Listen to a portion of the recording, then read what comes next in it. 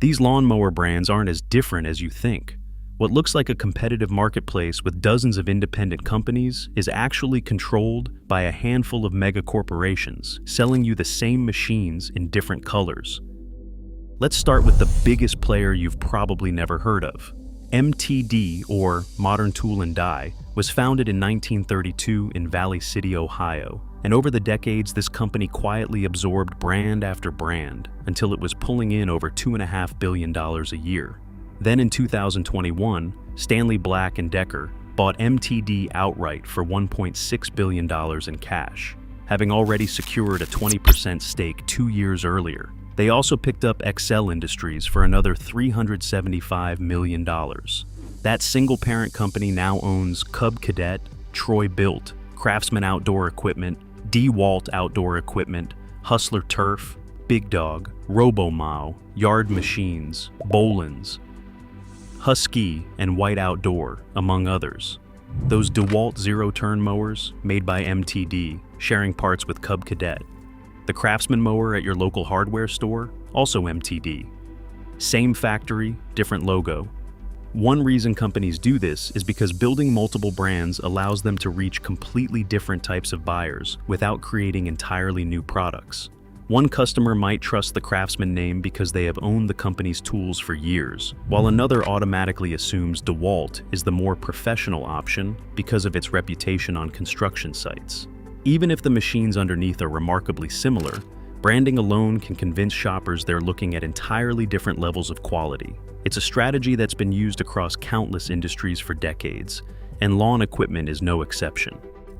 Then there's Husqvarna Group, a company that started as a weapons foundry in Sweden in 1689, making it one of the oldest continuously operating companies on Earth. Today they own Husqvarna, Gardena, McCulloch, Pollen Pro, Weed Eater, Flymo, and Yazoo Keys. And here's something most people don't realize. Husqvarna actually manufactures lawn tractors for Ariens. So when you think you're choosing between two completely separate companies, you might be buying the same machine with a different name stamped on the hood. The Toro company rounds out the big three. With $4.6 billion in net sales in fiscal 2024, Toro's brand family includes Exmark, Lawn Boy, Spartan Mowers, Ventrac, Hater, and even Ditch Witch. Toro picked up Lawn Boy back in 1989, Exmark in 1997, and Spartan Mowers in 2022. And for years, some of Toro's own riding equipment was actually manufactured by MTD. The pattern turns up everywhere once you start looking. Husqvarna aerators and Bluebird aerators are the same machines with different paint jobs, blue versus orange. Ariens and Gravely have been the same company since 1982, selling identical mowers under different names to target residential and commercial buyers, respectively. The number of actual lawn equipment manufacturers in the United States has been shrinking at about 2% per year.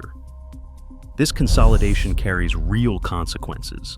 Cadet was originally introduced by International Harvester in 1961 and built a reputation for premium quality, but after MTD acquired the brand in 1981, longtime owners noticed a steady decline. The units you find today at Home Depot and Lowe's simply don't match what the brand once represented. Part of that change comes from the pressure to compete on price.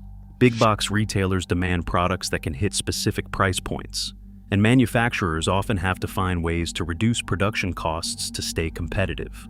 Sometimes that's done through more efficient manufacturing, but it can also mean lighter materials, less expensive components, or simplified designs. Those changes aren't always obvious when you're standing in the store, but they can become noticeable after years of regular use. As one former employee of Gardenway, the original Troy-Bilt manufacturer, put it, they used to make great products with rabidly loyal customers. Today the name gets put on junk. Not every story is negative, though. Ariens Co. remains privately held, which gives them the freedom to invest in long-term product development without chasing quarterly earnings.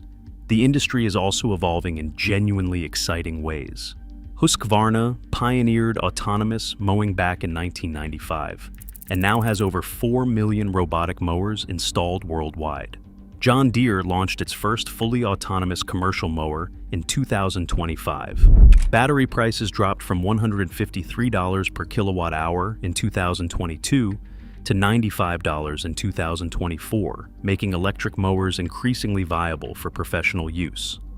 The lawn mower market is projected to reach over $36 billion by 2032, and with that much money at stake, consolidation will only continue.